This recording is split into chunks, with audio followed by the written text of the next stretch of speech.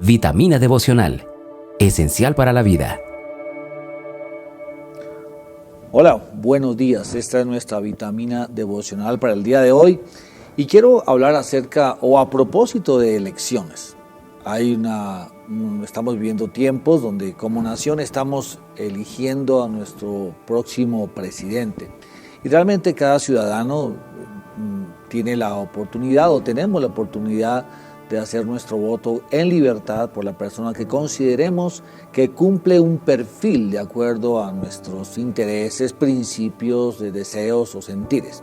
Pero que quede claro que no voy a hablar acerca de por quién debes votar o algo parecido. No, quiero aprovechar más bien esta coyuntura nacional para hablar acerca de una de las elecciones que están escritas en la Biblia. No es la única, por supuesto, y específicamente está en el libro de los Hechos, en el capítulo 6, y en los primeros 7 versículos, allí se habla de unas elecciones. Eran verdaderamente tiempos gloriosos para la iglesia, estaba comenzando, en las primeras décadas de la iglesia y se sumaban muchas personas que querían ser discípulos de Cristo Jesús, aunque por supuesto ya Cristo Jesús no estaba aquí en la tierra, pero la tarea que estaban haciendo los apóstoles, pues la estaban haciendo muy bien hecho y realmente el impacto era grande, pero se presentó una necesidad específica. Y ahí en el libro de los Hechos, capítulo 6, nos narra esa necesidad. Había que desarrollar 2 labores sumamente importantes para la iglesia. Una de ellas era servir, era la distribución diaria de los alimentos en las mesas, en especial a las mujeres viudas. Y había una segunda necesidad, era el ministerio de la palabra, la enseñanza. Así que entonces los apóstoles debían escoger, debían elegir, ¿no es cierto?, a personas y específicamente decidieron escoger a 7 personas, una elección de 7 personas que se dedicaran exclusivamente al servicio de las mesas, atender las mesas, llevar los alimentos para que ellos pudieran dedicarse al mensaje, a enseñar la palabra.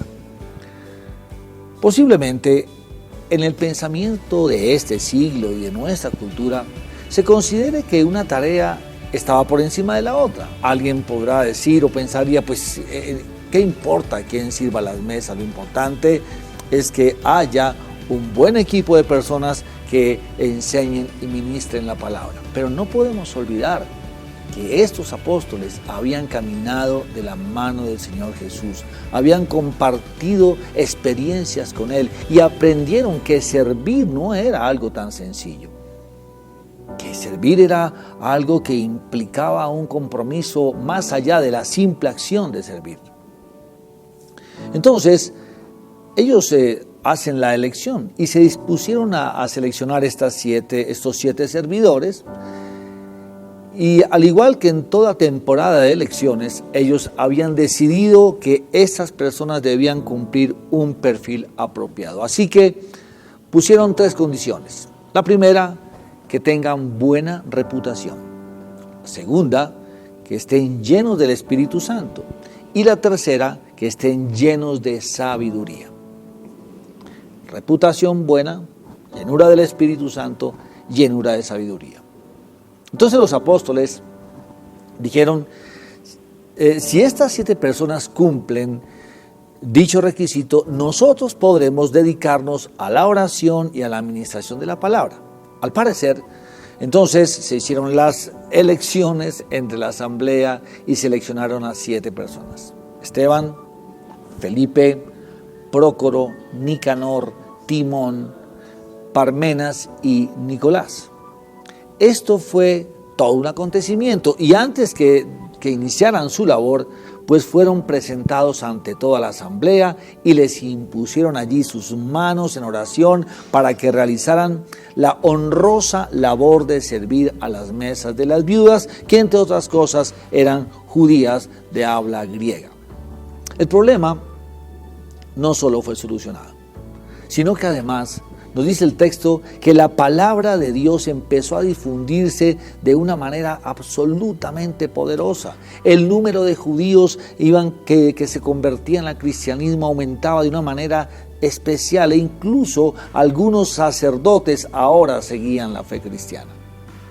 Entonces, a propósito de elecciones, quiero que observemos con cuidado aquellos 3 requisitos que fueron determinantes para tener el honor de servir. Pero no para que empecemos a pensar si los candidatos que están a la presidencia tienen estos o no, o tú verás si lo quieras ponderar así. Pero yo mejor te animo a que nosotros nos asumamos como candidatos al servicio. Y te preguntes si podemos edificar y sembrar en nosotros estos 3 factores que nos dan verdaderamente un perfil para ser candidatos a servir al Señor. El primero de ellos es la buena reputación. Por supuesto que yo sé que quizás pensarás que tú no vives del qué dirán, pero me parece importante observar este asunto de la reputación. El libro de Proverbios, en el capítulo 22, versículo 1, dice: elige una buena reputación sobre las muchas riquezas. Ser tenido en gran estima es mejor que la plata o el oro. Lo dice un libro de la Biblia, que es importante observar la reputación. De alguna manera, sí, el que dirán. Seguramente los hombres que menciona el libro de los Hechos que hemos leído eran nombres muy conocidos entre los apóstoles. La gente hablaba bien de ellos y seguramente en el entorno de la vida cristiana eran personas de testimonio. La reputación seguramente no tiene un significado legal, pero sí tiene un valor y un impacto moral. Es decir, nadie gana premios por tener buena reputación realmente. Inclusive tenemos muchas personas muy famosas con dudosas reputaciones. Sin embargo, la reputación tiene ese impacto moral que abre puertas y genera confianza en el entorno.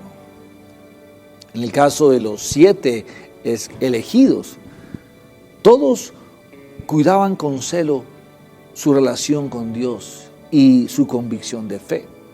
Para evidencia de ello tenemos el primero que está en la lista, que es Esteban, quien fue apedreado a los pocos días por mantenerse firme en la fe. La reputación de Esteban no solo le permitió dar un discurso que evidenciaba su celo por la verdad de la palabra de Dios, sino que el mismo Jesús lo recibió su espíritu cuando él murió. Así que la buena reputación de Esteban y la de los otros 6 era conocida en el cielo. Y creo que allí está el secreto y la meta de nuestra reputación, que en el cielo se hable bien de ti, para que nadie dude de elegirte para el honroso trabajo de servir al Señor y, por supuesto, a los demás. El segundo factor que se tenía en cuenta era la llenura del Espíritu Santo. Los servidores que abandonan sus egos son los que le han dado el trono en sus vidas al Espíritu de Dios. La gracia y el favor se suman al amor que fluye de quienes están llenos de Dios. Y quiero que recordemos por un momento esa lista de frutos del Espíritu Santo. Es decir, la llenura del Espíritu Santo no se evidencia en una actitud mística o solitaria. Eso no es la llenura del Espíritu Santo. La lista del fruto del Espíritu, escrita en el libro de los Gálatas, inicia con el amor. Y cuando el amor que proviene de Dios es quien me ha llenado, entonces servir es un absoluto deleite que no se puede comparar con nada. Pero si sigues con lo que produce el Espíritu Santo, entonces te encontrarás con una lista maravillosa que, por supuesto, te hace el mejor candidato en un mundo carente del verdadero amor y el servicio. Y allí entonces viene el gozo, la paz, la paciencia, la bondad, la benignidad, la fe, la templanza, el dominio propio. cada uno de los 7 hombres que habían elegido en esta jornada electoral del libro de los Hechos, ahora serían servidores de gran impacto. Porque en cada uno de ellos se estableció un reflejo que no lo producía ni un bonito discurso o unas promesas humanas. Fueron impulsados porque el Espíritu Santo de Dios evidenció en ellos que ocupar el honroso lugar de servir le daría sentido a sus vidas en aquel momento. El tercer elemento que se buscaba entonces en estos candidatos a servir era la llenura de sabiduría. Aunque fue evidente el conocimiento de Esteban y aún de Nicolás, quien era un recién convertido que venía del judaísmo, y por supuesto el de todos los demás, esos apóstoles no buscaban solo personas conocedoras de la historia de Israel. El conocimiento no era una condición. Ojo con esto, la condición era la sabiduría. Y el nivel era alto, dice llenura de sabiduría. No era cualquier sabiduría. Dice que debían ser llenos de sabiduría. Y la palabra sabiduría aquí en griego es la palabra sofía. Es decir, alguien que ama la sabiduría. Y el principio de la sabiduría es el temor del Señor. Ese temor reverente, ese temor de admiración, ese temor de convicción, de conocer a Dios y estar dispuestos a hacer su voluntad. ¿Qué mejores candidatos podría haber que hombres que amen la sabiduría y no solo estén llenos de conocimiento? Esa sabiduría los haría entender plenamente la grandeza y el significado de servir en la obra y servir por medio de las otras personas al reino del Señor. Así que, adelante. Esta vitamina hoy te está animando a postularte para que seas elegido como un servidor del Rey de Reyes y Señor de Señores Jesucristo. Dios te bendiga. Vitamina devocional, esencial para la vida.